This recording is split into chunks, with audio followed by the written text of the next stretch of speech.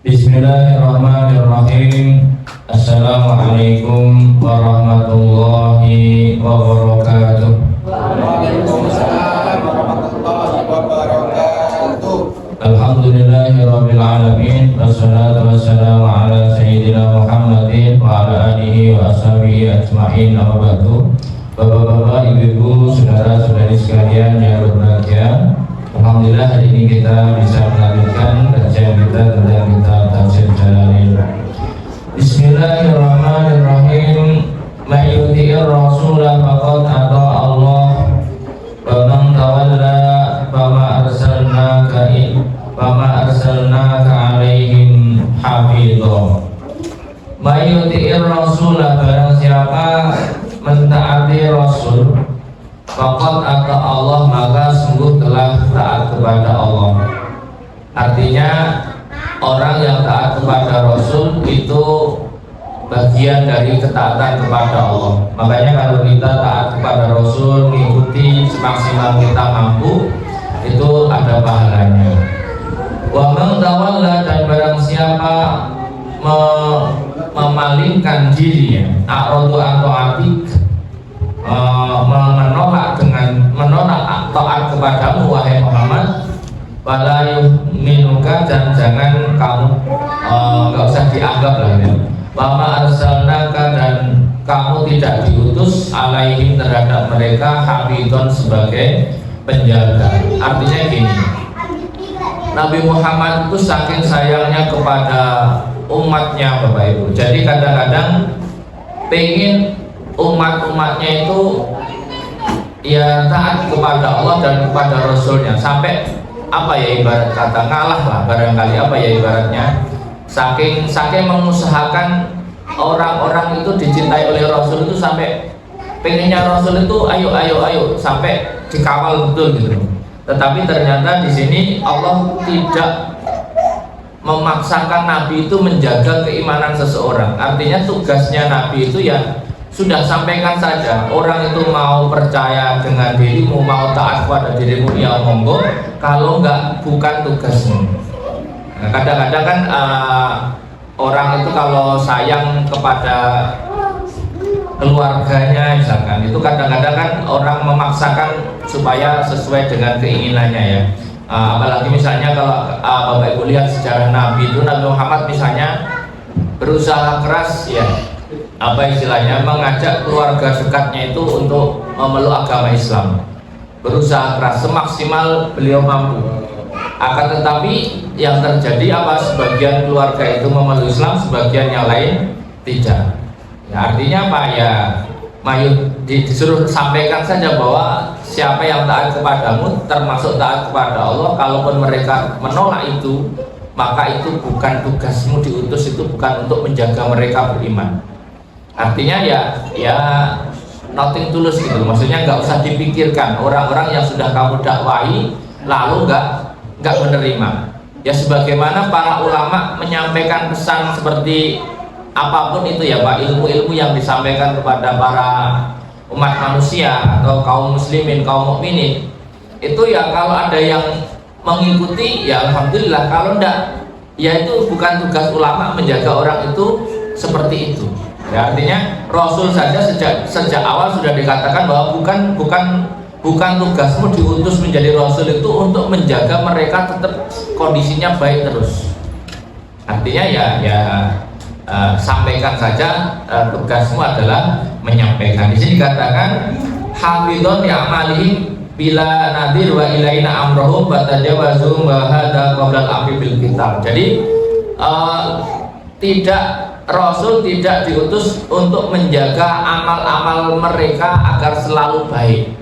Ya makanya kalau Anda Bapak Ibu lihat ya seperti itulah ya, orang di zaman Rasul itu kadang-kadang ketika mendengar informasi dari Rasul, pelajaran dari Rasul, itu pas ada di hadapannya itu bilang nggih ya, tapi ketika Rasul atau mereka pergi dari majelisnya Rasul, itu kadang-kadang isinya berbeda, pikirannya berbeda, nyinyir lah Pak. Ketika ya mungkin Bapak Ibu bisa lihat orang itu kalau nggak nggak yakin kepada Rasul, tapi setengah gitu loh, antara hormat dan tidak hormat. Kadang itu kalau bahasa Jawanya itu nggih tapi nggak kepanggih ya. Di depan itu nggih tapi karena sungkan saja, tapi di belakang itu nyinyir gitu. Ya nanti Bapak Ibu di dalam dunia itu banyak contohnya ya.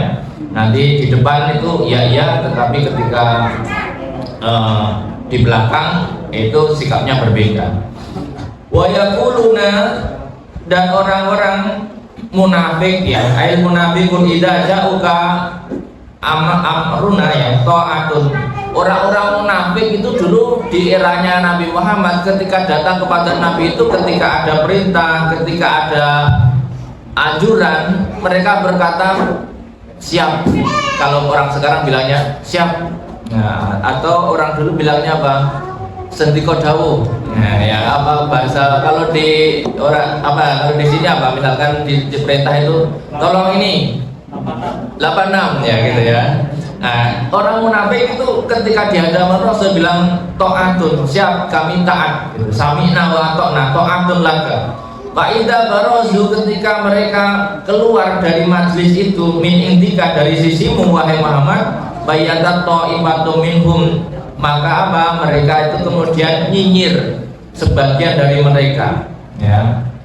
Ghairal ladzi taqul, apa yang tidak diucapkan tadi. Jadi antara pas di depannya dengan di belakangnya itu ngomongnya beda. Ya anu tadi kan anu pokoknya gitu ya. Anda nanti lihat ya, orang itu kalau di hadapannya nunduk-nunduk tapi di belakang itu ngece. Aku tadi nunduk ya gimana ya gitu ya. Tapi di belakang itu was nggak karuan. Banyak lah contohnya, saya nggak bisa sebut nanti pelanggarannya. Jadi ada itu contohnya seperti itu. Jadi ghairul ladzi taqul laka bi hudurika minat ta'ah ai isyanik. Jadi di depan mukanya menunjukkan ketaatan, tetapi di belakang itu bermaksiat.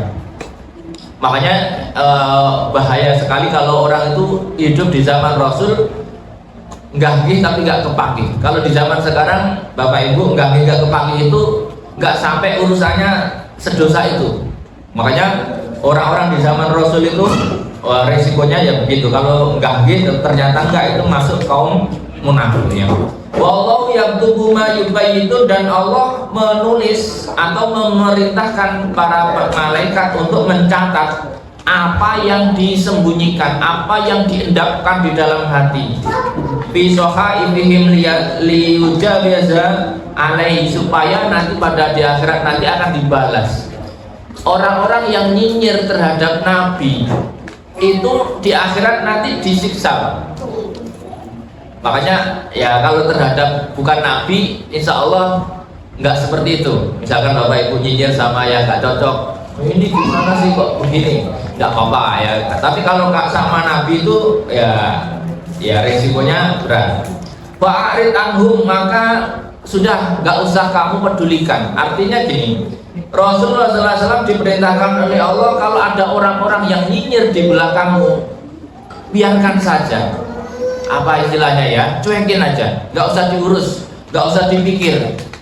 Kenapa Bapak Ibu? Karena ketika seseorang pemimpin punya agenda, kadang tidak semua bawahannya itu siap. Nah, 1-2 orang mesti ada yang iya tapi tidak. Apa bahasanya ya? Iyanya kepaksa gitu loh. Kelihatan sebenarnya sudah tahu. Nah, orang-orang seperti itu kalau Anda pemimpin itu nggak perlu digape. Apa sih bahasanya ya? Nggak perlu direken, Pak. No reckon you, apa bahasanya ya? Apa bahasa ininya ya? Kalau bahasa gaulnya anak bodoh dulu, no reckon you, kamu nggak direken. Apa? Kamu nggak di apa bahasanya ya? Cuekin aja. Jadi kalau seorang pemimpin kok ada suara-suara celutukan yang kecil, itu nggak boleh oleng. Luruslah, lanjutkan. Karena kalau oleng itu nggak jadi. Ada kritik kecil-kecil itu tidak apa-apa. Tapi kalau kritik kecil kita sudah oleng, itu nggak jadi program itu. Makanya tapi kalau kritiknya sudah maksimal, berarti ada yang salah, kira-kira begitu. Wallahu yata'arid anhu wa tawakkal 'ala Allah, dan bertawakallah kepada Allah. Ayatik bi fa innahu kafi wa kafa billahi wakila, dan cukuplah kepada Allah kamu mengambil pelindung. Jadi di zaman Rasul itu Pak, Anda bisa bayangkan di era-era awal Islam itu kan Islam masih minoritas. Itu ketika ada perintah-perintah di dalam timnya Rasul saja, kadang-kadang ada orang-orang yang sudah apa bahasanya ya, tidak setuju, tapi kecil ya, biasanya orang munafik gitu. Tapi makanya karena Rasul itu saking demokratisnya Pak, ketika ada yang seperti itu pengennya itu dirangkul, dicarikan jalan keluarnya. Makanya tapi Allah memberikan ilmu pelajaran bahwa kalau Anda jadi seorang pemimpin dan kamu sudah punya keputusan, punya perintah, maka abaikan orang-orang yang suara-suara sumbang itu. Jadi tetap tawakkal Allah. Makanya kalau kita punya program itu mesti ada yang tidak setuju. Coba bisa contoh lah ya, setiap presiden di Indonesia itu setiap punya program dari sejak dulu mesti ada yang tidak setuju. Tinggal diukur kecil atau besar. Kalau yang tidak setuju kecil itu dilanjutkan saja, tinggal dievaluasi. Tapi kalau yang tidak setuju besar, ya bapaknya yang dievaluasi, kan repotnya begitu nanti ya. Ya tinggal risikonya begitu. Makanya kan kalau dalam urusan dulu ini juga sama, maka disuruh tawakal Allah. Cukuplah Allah menjadi penjaga. Kalau itu benar, maka Allah itu akan menjaga. Jadi nanti itu pemimpin itu kalau niatnya benar Pak, insya Allah programnya itu akan sukses Pak, dijaga Allah ya. Artinya meskipun tetap ada orang-orang munafik pada zamannya. Jadi jangan berharap orang munafik ini hilang, nggak mungkin. Zaman Rasul saja ada, apalagi zaman Prabowo misalnya ya, terserah lah ya. Misalnya ini contoh saja. Tapi yang nggak tahu ya. Abala yatadabbarunal Quran, apakah mereka tidak bertadabbur terhadap Al-Quran, bama fihi, dan apa yang ada di dalamnya, minal ma'ani, dari makna-makna ya. Walau kana min indi ghairillah lawajadu fihi ikhtilafan katsira. Kalau saja Quran itu bukan dari Allah, maka akan ada temukan, akan kalian temukan di dalam Quran itu perbedaan-perbedaan yang banyak. Quran ini kalau diangen-angen itu nanti Bapak Ibu, saudara-saudara sekalian akan memahami betul betapa Quran ini bukan produk dari selain Allah, tetapi memang murni dari Allah. Kenapa? Sebagian orang itu menuduh Quran itu ciptaannya Nabi. Kalau Quran itu ciptaannya Nabi, kenapa dalam Al-Quran itu mengkritik Nabi? Nabi mengkritik dirinya sendiri. Masa orang nulis buku terus menjelek-jelekkan dirinya sendiri, ada nggak Pak kira-kira? Tidak mungkin. Nah, ini contohnya seperti itu ya. Sementara Nabi juga ummi. Ummi itu apa? Tidak membaca kitab-kitab sebelumnya. Ya nggak mungkin. Ada yang menuduh juga kitab Al-Quran itu nyontek kitab sebelumnya. Kalau Quran itu nyontek kitab sebelumnya, mana mungkin kitab Quran itu mengkritik kitab sebelumnya? Masa nyontek kritik yang dicontekin Pak? Nggak mungkin ya. Kalau Quran itu karangan manusia, kenapa tahu masa depan misalnya tentang apa, misalnya tentang tabbat yada Abi Lahab wa tab. Saat ayat itu turun, Abu Lahab masih hidup Pak. Ya, jadi kalau dipikir-pikir lah, kalau nggak berani lah orang bikin statement misalnya memastikan orang masih hidup terus dicap apa misalnya masuk neraka, siapa yang berani? Ternyata dia soleh, kan repot misalnya. Atau tentang apa misalnya kemenangan di era yang akan datang. Jadi banyak ya. Jadi makanya kalau orang mengangen-angen tadabbur Quran itu akan tahu betapa Al-Quran itu memang dari Allah. Kalau Rasul membuat Quran, maka otomatis gak bakal ada kritik terhadap Rasul. Rasul itu perilakunya kalau salah misalkan dibenarkan dalam Al-Quran. Misalnya ada beberapa ayat yang misalnya Rasul tidak mau minum madu karena menyenangkan istrinya. Itu kan kemudian dikritik oleh Allah ya, ya Rasul lima tuharrimu ma halallahu lakum tabtaghi mardhata azwajikum dan sebagainya. Kalau itu tulisan Rasul, kenapa Rasul mengkritik dirinya sendiri dalam tulisannya? Tidak mungkin ya. Jadi makanya Bapak Ibu, Quran ini kalau diangen-angen nanti akan ketemu betapa Quran ini benar-benar dari Allah ya. Tanaqudun fi ma'anihi wa tabayyunan fi nadmihi. Dan juga Bapak Ibu, Quran ini coba kalau ada orang bisa menciptakan Al-Quran, coba mana yang berhasil? Nggak ada. Misalkan bacaan Quran ini panjang pendeknya ini berbeda dengan bahasa Arab biasa ya. Jadi bahasa Arab biasa itu nggak ada panjang pendeknya ya. Wa idza ja'ahum amrun minal amni, dan ketika datang perkara ya tentang peperangan, minal amni dari kemenangan, awil khawfi atau kekalahan, ada ubihi, mereka menyebarkannya. Jadi ini ada pola begini Bapak Ibu. Jadi di dalam dunia peperangan, orang-orang munafik itu kadang-kadang perilakunya itu apa? Perilakunya itu suka menyebarkan hoax kalau bahasa sekarang. Jadi belum jelas itu sudah disebar. Makanya kalau Bapak Ibu lihat orang sekarang ada berita nggak jelas kok sudah disebar, itu perilakunya orang munafik. Makanya kalau ada berita apapun itu harus ditabayun dulu, baru disebar. Disebar pun harus seizin otoritas sebenarnya.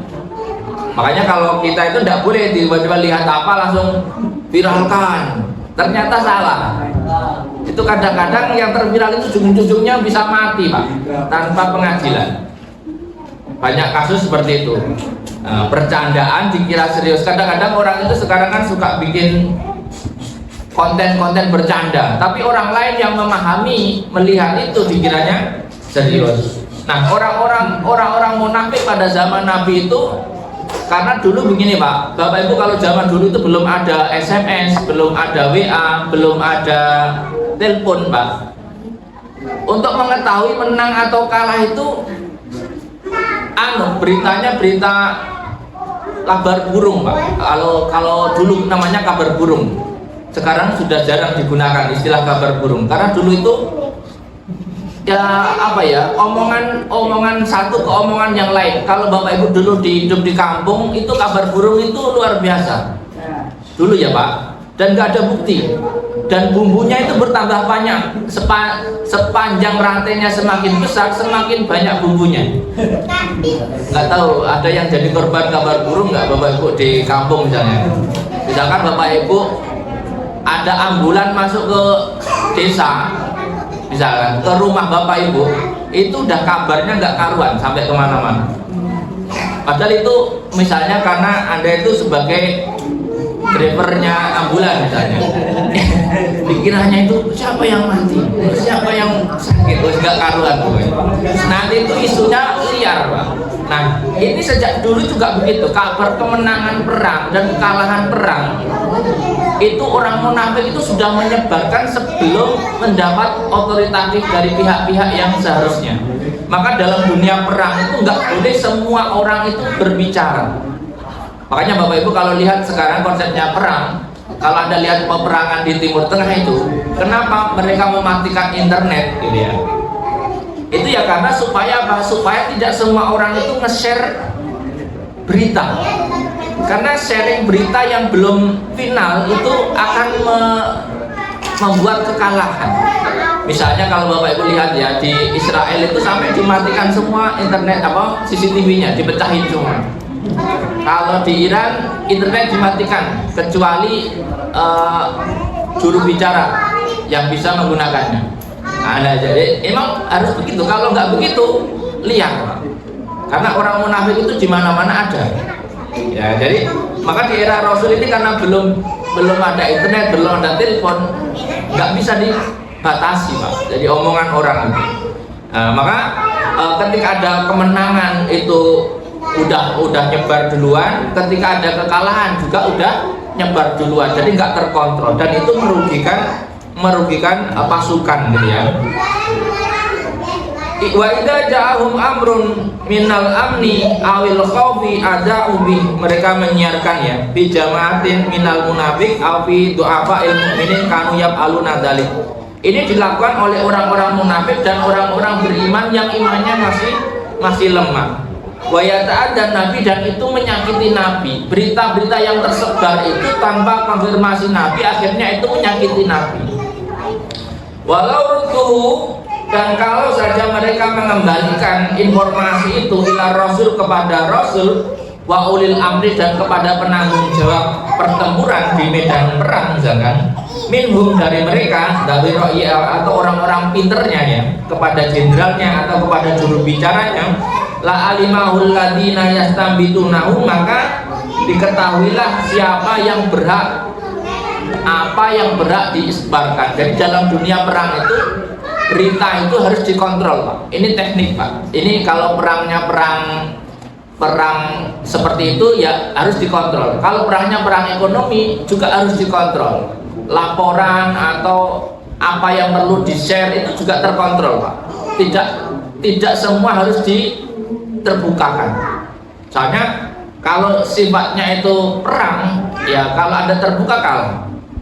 Makanya dalam dunia perang, perang dagang, perang militer atau perang urat syarat, perang psikologi ya, itu juga harus mana yang dilempar, mana yang disembunyikan. Jadi harus mengelola tekniknya, dan itu harus diambil oleh orang-orang yang ahli di bidangnya. Artinya kalau dalam peperangan itu kan setiap peperangan itu mesti ada komandannya, ada pimpinan perangnya. Makanya sepertinya harus press release-nya itu harus dari pimpinan. Makanya kalau Bapak Ibu lihat dalam peperangan internasional itu ucapan netizen itu nggak dianggap.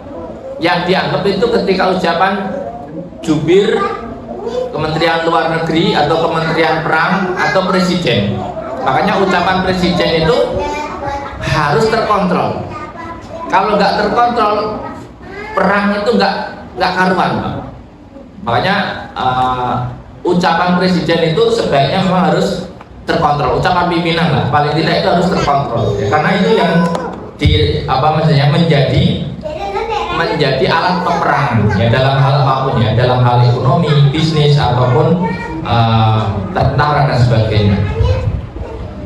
Minhum, dari mereka, walau lafadzullahi alaikum, kalau saja fadl Allah tidak pada dirimu ya, wa rahmatuhu, dan rahmatnya, lakum bil Quran, lattaba'tumus syaitan, kalau saja kamu tidak beragama Islam dan tidak memegang Quran, maka lattaba'tumus syaitan, maka kalian akan mengikuti syaitan, bima ya'murukum bihi minal fawahish, dari hal-hal yang buruk, illa qalilan, kecuali sedikit. Jadi kalau saja ini disampaikan kepada orang-orang waktu itu, kalau saja tidak ada Islam dan Quran hadir kepada kalian, kamu kebanyakan akan mengikuti setan, kecuali sedikit. Artinya ini Quran ini cukup menjadikan manusia jauh dari setan itu lebih maksimal dibanding kalau ada orang itu hanya mengandalkan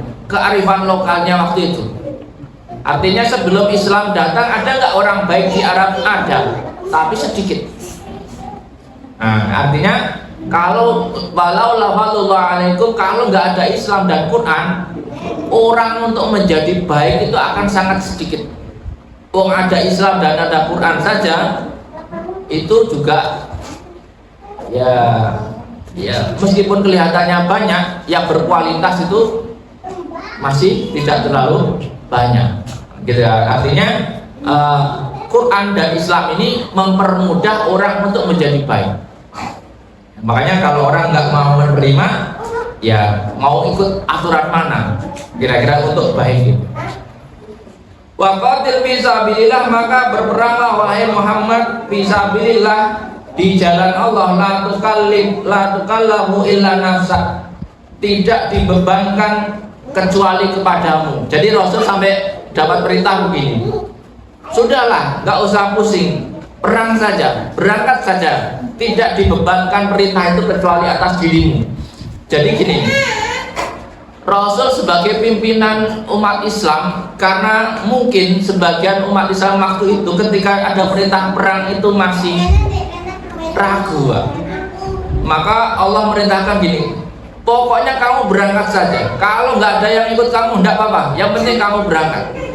Jadi ibarat kata gini Pak, sebagai seorang pemimpin, kalau anak buahnya diperintah kok nggak jalan, pemimpin itu jalan saja Pak, sidak saja, turun gorong-gorong saja misalnya. Nanti kalau pemimpinnya sudah turun Pak, otomatis anak buah, setidaknya itu anak buahnya isin, malu setidaknya. Tapi kalau pemimpin saja ada banjir sedengkul pakai perahu Pak, nggak mungkin bawahannya akan ikut. Makanya harus berani terjun. Makanya pemimpin itu nggak boleh ragu-ragu. Kalau memang maju. Kalau pimpinan maju, anak buah itu mau nggak mau ikut maju. Pemimpin kerja bakti. Kalau pemimpinnya cuma nyuruh-nyuruh, ya yang disuruh mesti ada masa. Tapi kalau pemimpinnya langsung turun, yang lain setidaknya itu ya mosok aku nggak ikut kayak gitu ya, kira-kira gitu. Nah perintahnya sampai seperti itu ya. Wa faqatil fi sabilillah la tukallafu illa nafsak wa haridil mu'minin, dan doronglah orang-orang mukmin. Jadi istilahnya gini Pak, kalau kita ambil perintahnya Allah kepada Rasul dan kepada orang mukmin itu, kamu turun dulu, lalu dorong orang yang ngikutin kamu itu ikut.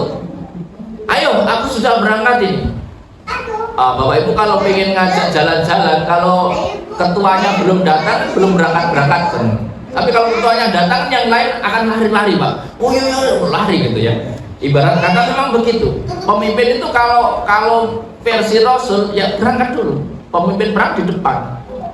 Ya nggak harus di belakang, bukan tukang ngangon yang ngangon itu, yang ngangon di belakang. Tapi kalau mimpin perang ya di depan.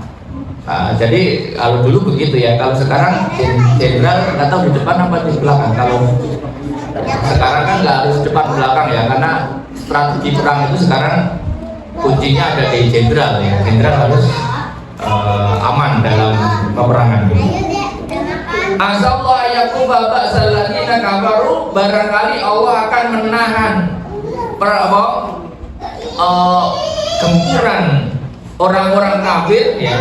Wallahu asaddu ba'san, dan Allah sekeras-kerasnya mengadab ya, wa asaddu tangkilan, dan sekeras-kerasnya memberikan adab ya.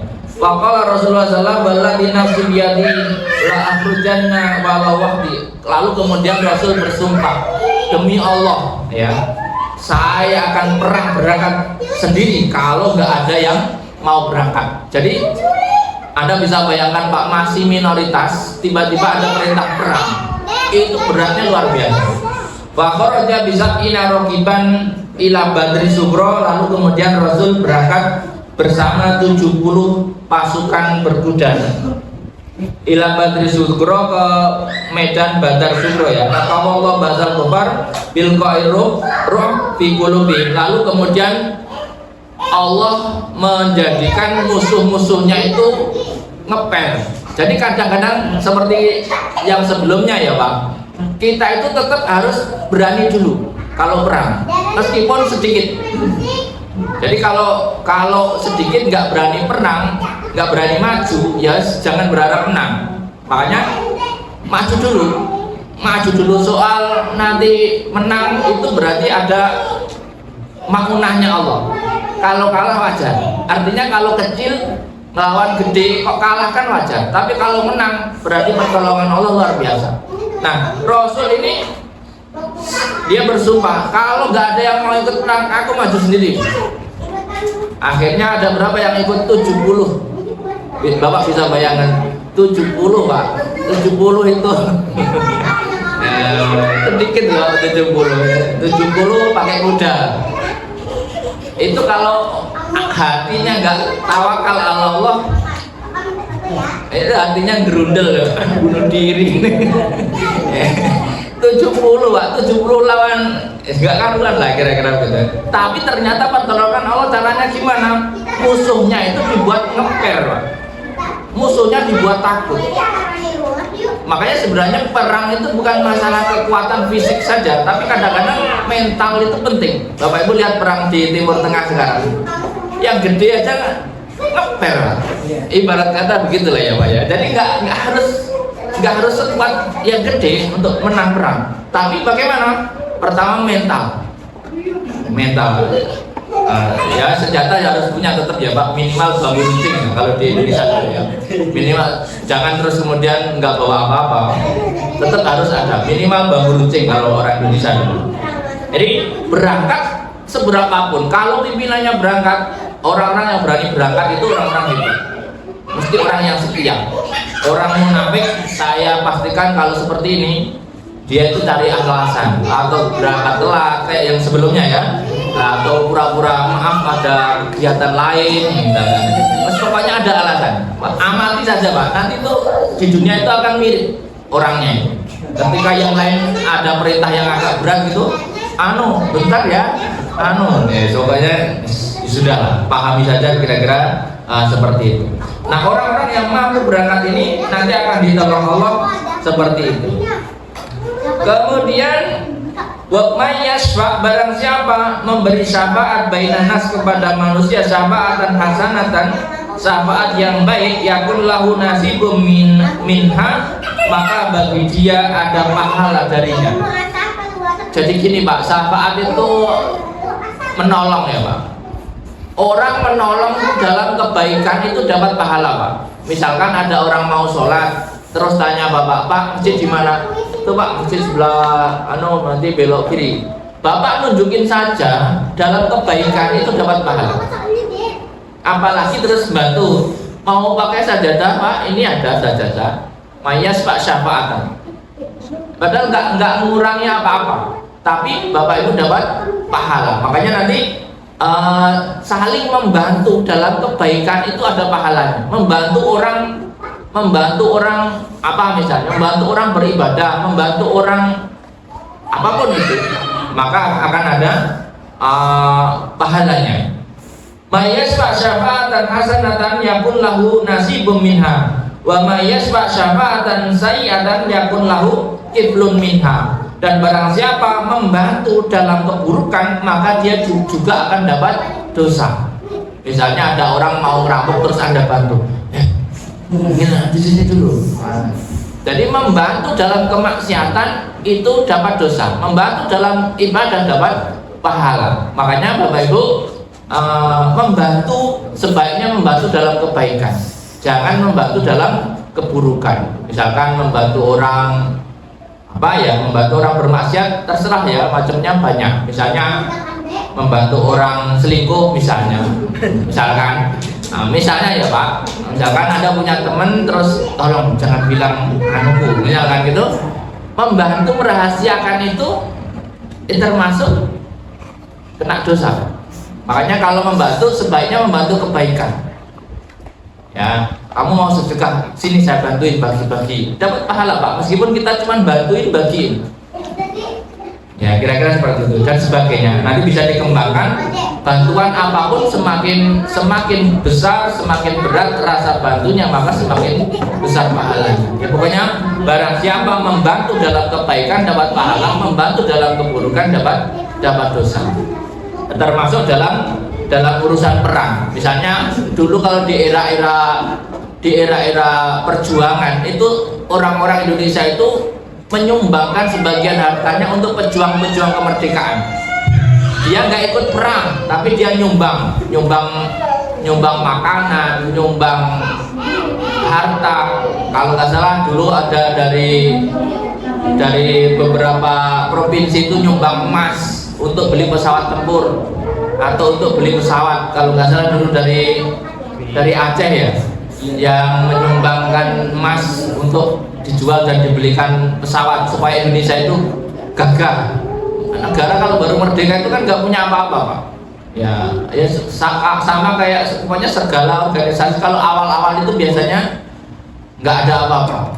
Ya biasa ya. Jadi makanya banyak yang tergetuk hatinya, dan orang-orang seperti itu menyumbang untuk perjuangan itu sama dengan orang yang berjuang.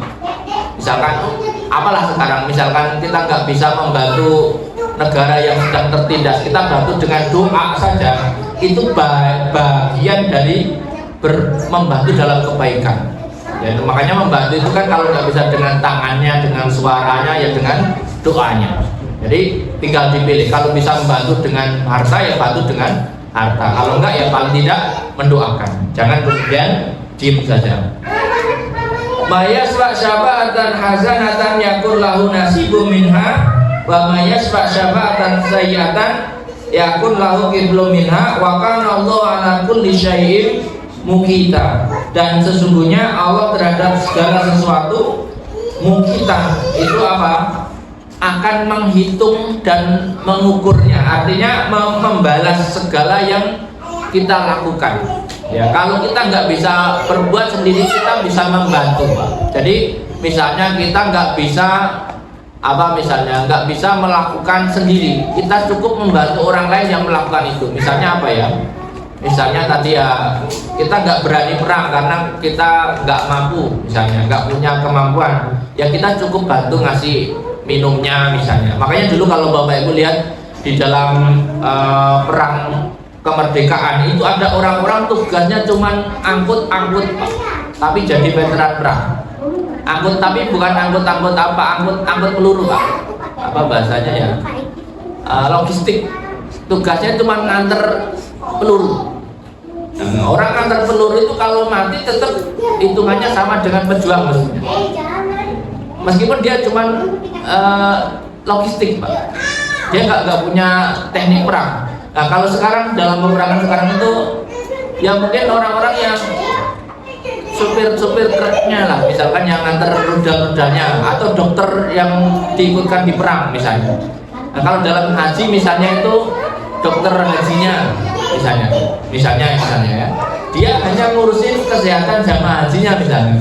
Nah, kebaikan seperti itu, atau bisa jadi pilot-pilotnya yang nganterin sampai jamaah haji selamat misalnya, bisa jadi dapat kebaikan kalau diniati seperti itu. Allahu la ilaha illallah, Allah lah yang tidak ada Tuhan kecuali Dia. La yasma'annakum, sungguh akan kami kumpulkan mereka ila yaumil kiamati, di hari kiamat, la raiba fihi, yang tidak ada keraguan atas kiamat itu. Wa man asdaqu, dan siapa lagi yang paling benar ya minallahi, daripada Allah, hadisan dalam ucapan. Siapa lagi yang paling meyakinkan, yang paling benar ucapannya kecuali Allah. Artinya orang itu nanti akan dikumpulkan di hari kiamat, itu pasti. Nanti di hari kiamat itu semua dikumpulkan. Artinya orang-orang yang berbuat baik akan dibalas, orang-orang berbuat buruk akan diadab. Artinya apa? Tenang saja kalau di dunia ini kita menerima sesuatu yang mungkin berat dalam ibadah, atau mungkin didolimi orang, nanti kita akan temukan itu di akhirat balasannya. Semuanya akan dibalas sesuai dengan porsinya ya. Keadilannya itu nanti akan kita temukan. Pokoknya kalau di dunia merasa ada ketidakadilan, maka keadilannya itu akan ditemukan di akhirat. Bahwa lakum fil munafiqina bi'ataini wallahu arkasahum bima kasabu aturiduna an tahdu man adallallah wa may yudlilillah falan tajida lahu sabila. Walamma raja'an nas min Uhud ikhtalafa nas fihim. Ketika orang-orang pasukan dari kaum muslimin pulang dari Uhud, maka sebagian manusia, sebagian kelompok ini menjadi berbeda pendapat tentang bagaimana orang-orang munafik ini kita perlakukan. Orang-orang muslim waktu itu kan ketika berangkat ke Uhud tadi 70 pasukan tadi ya Pak, kira-kira ya 70 pasukan itu kemudian sudah berani perang bersama Rasul. Lalu pulang dari sana kemudian apa? Kok ada itu orang-orang yang nggak berangkat? Itu ya, itu kan orang-orang munafik. Lalu mereka itu enaknya diapain itu orang-orang yang kayak gitu? Ibarat kata itu kalau dalam perang itu orang nggak berangkat itu pengkhianat, Pak. Munafik itu ya pengkhianat. Nah, bagaimana ini orang pengkhianat ini? Apakah kita sikat atau kita biarkan? Sebagian, oh jangan, oh sikat aja, oh jangan. Jadi terbelah dua. Ya, sikapnya terbelah dua. Lalu turunlah ayat, "Fama lakum bil munafiqina bi'aidin." Ada apa kamu kok jadi berpisah, terbelah dua soal urusan orang munafik? Wallahu arkasahum bima kasabu. Padahal Allah memperlihatkan sikap mereka betapa seperti itu. Jadi kadang-kadang perang itu membuktikan mana yang munafik, mana yang beriman. Jadi kalau ada urusan yang berat itu kita bisa menguji kesetiaan pasukan kita. Kok ada yang berat ini nggak datang, wes berarti nggak besti, kira-kira gitu. Lalu kemudian apa? Aturiduna anta tuman adallallah. Apakah kamu ingin memberikan hidayah kepada orang-orang yang disesatkan oleh Allah? Orang itu kalau sudah nyata kemunafikannya, artinya Allah menunjukkan bahwa orang-orang seperti itu nggak dapat hidayah. Sudah, maka statusnya seorang orang seperti itu menjadi apa? Menjadi seperti orang kafir. Jadi munafik di era Rasul itu statusnya menjadi orang kafir, dikembalikan ke kafirannya. Jadi kalau kita diperintah perang, ada yang nggak berangkat, ya wis baru. Orang yang disesatkan oleh Allah, maka orang-orang tersebut tidak akan mendapatkan jalan hidayah. Orang itu kalau sudah dibuat sesat oleh Allah, dikasih petunjuk apapun nggak bakal mendapat hidayah. Jadi Bapak Ibu, kalau di dunia sekarang itu orang itu kalau sudah dibuat sesat, dikasih dalil, dikasih bukti apapun itu nggak bakal ngaruh. Nanti lihatlah Bapak Ibu ya, kalau ada orang diskusi dan debat misalnya, udah dikasih banyak bukti masih ngeyel terus, ya itu berarti memang orang seperti itu nggak bakal ketemu jalan petunjuknya.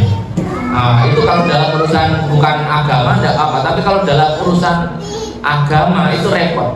Ya, repotnya apa? Ya berarti mungkin orang itu sudah dicap sebagai orang yang sesat. Artinya memang dia itu nggak layak masuk surga. Kadang-kadang ada orang itu dipaksa itu juga nggak bisa. Waktu lautan maka baru mereka berharap agar kalian itu kafir seperti mereka kafir ya. Watakununa sawa, akhirnya merasa sama. Mereka itu berharap kamu seperti mereka supaya sama-sama kafir. Jadi nanti Bapak Ibu bisa amati, kadang-kadang ketika ada orang tidak bisa mengalahkan orang Islam, maka dia berharap orang Islam itu menjadi seperti mereka. Pokoknya pengennya tuh, ayolah kamu nggak apa-apa. Nah, kalau dalam dunia modern itu kadang-kadang untuk menyerang Islam itu orang nggak bisa. Lalu kemudian bagaimana merusak Islam dengan tetap kamu berislam tapi budayanya disuruh ngikutin budaya mereka. Minuman keras, ya misalkan ya, judi. Pokoknya perilakunya sama dengan mereka. Jadi kalau dia nggak bisa melakukan itu ya, wala tattakhidhu minhum auliya, maka jangan sesekali kalian ambil dari orang-orang munafik itu auliya, yaitu apa? Orang yang orang yang menjadi pemimpin kalian. Jangan ya. Artinya jangan mengambil pemimpin atau bestie atau sahabat dekat dari orang-orang munafik. Kenapa? Karena orang-orang munafik itu nggak bisa dipegang omongannya. Ya, karena ciri orang munafik itu kan kalau bicara berdusta, kalau berjanji mengingkari, kalau bersumpah palsu, ya kira-kira begitu ya. Maka jangan sekali ambil mereka menjadi pemimpin. Hatta yuhajiru fisabilillah, sampai mereka berhijrah di jalan Allah, sampai benar-benar mereka bertobat. Artinya kalau ada orang munafik pada zamannya, jangan jadikan pemimpin. Wa in tawallau fakhudhuhum, wa in tawallau, ketika mereka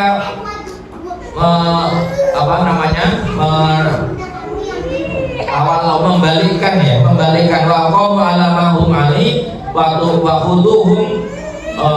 Kalau mereka gini,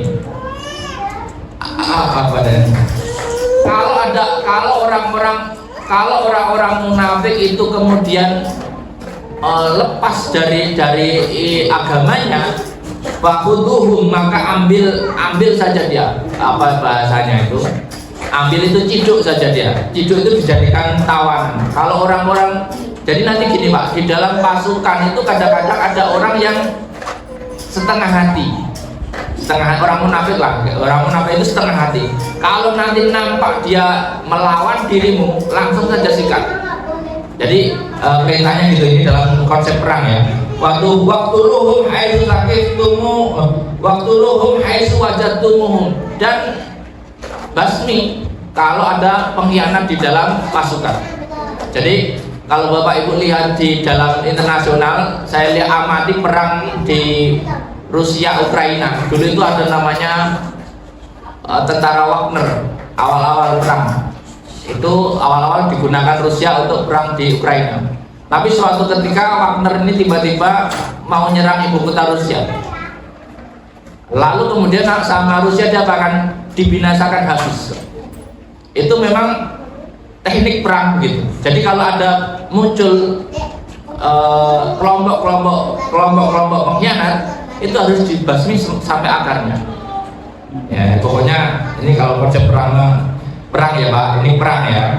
Wala tattakhidhu minhum waliyya wala nasira, dan jangan ambil dari mereka itu sebagai apa istilahnya, orang yang memegang amanat. Artinya jangan ambil orang-orang pengkhianat itu menjadi pemegang kendali ya. Wala nasira, dan jangan jadikan dia penolong. Artinya apa? Mereka itu nggak bisa dipegang. Jadi dalam dunia perang itu jangan sampai mengambil pengkhianat sebagai pengendali. Karena apa? Nggak bisa dikendalikan. GG nggak kepanggil tadi. Maju, dia nggak maju. Ya, itu bahaya ya. Nah, nanti dalam pertempuran. Ilal ladzina yasiluna ila qaumin bainakum wa bainahum mitsaq, kecuali orang-orang yang menyambung kepada kaum yang antara kamu dan mereka itu ada perjanjian, kecuali di bawah perjanjian damai. Misalnya apa bahasanya, kalau bahasa sekarang itu kan kita gitu, misalnya ada blok-blok ya Pak, blok barat, blok timur. Biasanya kan kalau Anda lihat perang itu misalnya ya, kalau sekarang ya kita lihat misalnya kan perang Iran dengan Amerika ini kan, Amerika berteman dengan Israel misalnya, terus kemudian Iran ini berteman Rusia sama Cina misalnya gitu ya. Maka bisa jadi orang itu yang lewatnya lewat sana ngomongnya, lewat Rusia ngomongnya, tapi masuknya ke Iran, atau lewat mana tapi masuknya ke Amerika. Jadi dari dulu tuh memang pasukan itu main blok-blokan Pak. Nah, kalau non-blok kayak kita ini ya nggak punya bolong, maksudnya ya nggak sono nggak sini ya, tapi ya nggak tahu lah ya. Ilal ladzina yasiluna ila qaumin bainakum wa bainahum mitsaq. Di sini siapa? ahdu bil aman lahum wa liman wasala ilaihim kama adzan nabi Ilal bin Waimir au ja'akum hasirat suduruhum, atau datang kepadamu tapi nggak ingin menyerang. Jadi gini, ada orang itu nggak suka sama kamu tapi nggak berani perang denganmu. Apa ya bahasanya? Ya gimana ya? Ya benci tapi nggak perang. Apa bahasanya ya? Kalau negara itu misalnya dia itu nggak seneng sama dia, cuma nggak perang. Jadi posisi nggak ikut-ikutan, aku nggak ikut-ikutan, kamu perang-perang aja, yang penting aku nggak ikut. Tapi kalau nyenggol kira-kira begitu. Au yuqatilukum au yuqatilu qaumakum ya, atau memerangi kaummu ya, au yuqatilu qaumahum au yuqatilukum, atau memerangi au yuqatilu qaumahum. Mana walau sya Allah la sallata alaikum ya. kalau Allah menghendaki la sallatu alaikum ya, kalau Allah menghendaki ya kamu bisa jadi dikalahkan sama dia. Wala qatalukum, maka akan memerangimu ya. Walakin naulam yasha fa'alqa fi qulubihim ru'ba ya. Artinya ada juga waktu itu, waktu Rasul itu ya, ada juga orang-orang atau pasukan yang sebenarnya itu bisa mengalahkan kaum muslimin, tetapi dia enggak mengalahkanmu. Karena apa ya? Karena Allah mengatur mereka itu tadi ragu ya. Wa ini tadalukum balam yuqatilukum wa alqa ilaikumus salam fama ja'alallahu lakum alaihim sabila. Kalau mereka tidak memerangimu ya, artinya kalau mereka tidak menyerangmu, janganlah kau menyerangnya. Ini dalam urusan perang ya. Kalau kamu nggak diserang, jangan nyerang. Maka perang itu defensif. Makanya benar itu kalau di Timur Tengah, kalau nggak diserang ya nggak nyerang. Nah, ketika diserang itu ada alasan untuk membalas, karena aturan perang di PBB itu kayaknya begitu. Kalau ada diserang, membalas itu sah. Tapi kalau Anda nggak diserang, tiba-tiba nyerang duluan, Anda kena masalah. Makanya sebenarnya yang berani nyerang duluan itu rata-rata negara yang gede, Pak. Jarang negara kecil berani nyerang duluan. Karena secara PBB langsung kena kalau negara kecil. Nah, kalau negara besar kadang-kadang PBB-nya itu nggak berani. Ya, gitulah ya, dunia itu ya pokoknya bulat tuh, tetap yang gede itu gitu lah ya. Bola guys.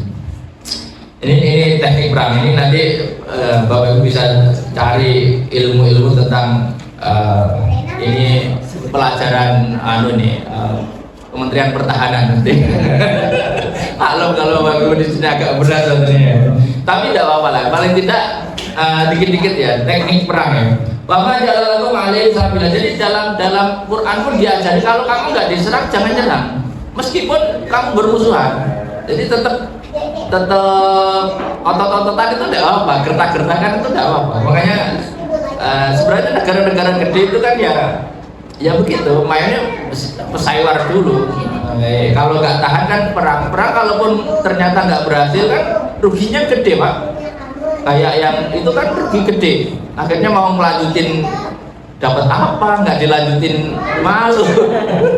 Ya kepalang tanggung ya, makanya perang itu tidak murah dari dulu. Perang itu tidak murah. Setiap zaman perang itu mahal. Ya, makanya perang itu sesuai zamannya mahalnya. Dulu zaman kemerdekaan perang itu ya mahal. Karena dulu transportasi itu kaki, Pak. Jadi misalnya dari Jogja untuk nyerang VOC di Jakarta itu jalan kaki, Pak. Itu betapa butuh makan, Pak. Itu gimana cara ngatur pasukan 1000 ngasih makan? Makanya dibuat gudang-gudang di setiap daerah itu, gudang di Cirebon, gudang di Tegal. Nah, tapi kalau gudangnya dibakar, kelaparan kalah, Pak. Malaria sampai di sini, kan gitu ya? Karena dulu di Ciliwung itu ngecamp-nya. Kalau Bapak Ibu baca sejarah Sultan Agung ya nanti Anda bisa lihat. Kullu ma rutu ilal fitnah, segala yang kembali kepada fitnah, artinya mana tadi? Oh bukan. Satajiduna akhirina yuriduna ayyamanukum, akan kamu temui golongan-golongan yang lain yang mencari aman darimu. Wa ya'manu qaumahum, dan mencari aman dari kaumnya. Ini ada orang-orang yang dia itu nyari aman dari dirimu, nyari aman dari sana, nyari aman. Apa ya ibarat kata main dua kaki. Dari dulu sudah ada, Pak. Jadi ada negara-negara yang main dua kaki. Tetap kita berteman, tapi kemasyarakatnya tenang, nyari aman. Ya, ada yang seperti itu. Kalau ini tapi wayak mau kaum bil kufri. Jadi kalau ini konsepnya apa? Kalau perang ini perang agama waktu itu ya. Kalau di hadapan Rasul menganggap oke lah kita damai saja. Tapi kalau ke kaumnya, aku tetap bersamamu. Apa ya bahasanya? Pokoknya gitu. Dua bermuka dua.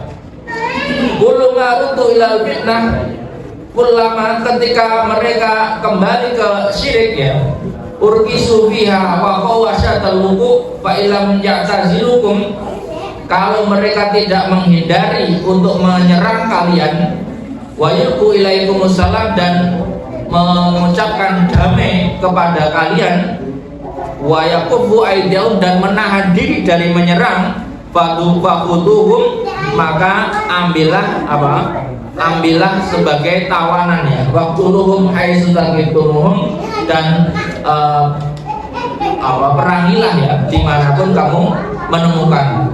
Wa ulaikum ja'alna alaihim sultanan mubina, dan mereka itu kepada kalian kami jadikan bagi kalian atas mereka penguasaan, ya, barobah dan sebagainya. Artinya orang-orang yang mencari seperti itu ya tawan saja kalau memang bermuka dua, karena bermuka dua itu juga sebenarnya membahayakan, ya. Jadi kalau orang bermuka dua itu ya berbahaya juga, ya. Jadi ada orang nyari aman dari sana, nyari aman dari sini, itu ya berisiko lah, sama sebenarnya. Wa ma kana lil mu'minin ayyaqtula mu'minan illa khata'a, wa man qatala mu'minan khata'an fa tahriru raqabatin mu'minah wa diyatun musallamatun ila ahli illa ayyasaddaqu wallahu a'lam bishawab. Demikian, semoga ada manfaatnya kajian kita pada pagi hari ini. Adanallahu yakum wa lakum minkum wallahu a'lam. Wassalamualaikum warahmatullahi wabarakatuh.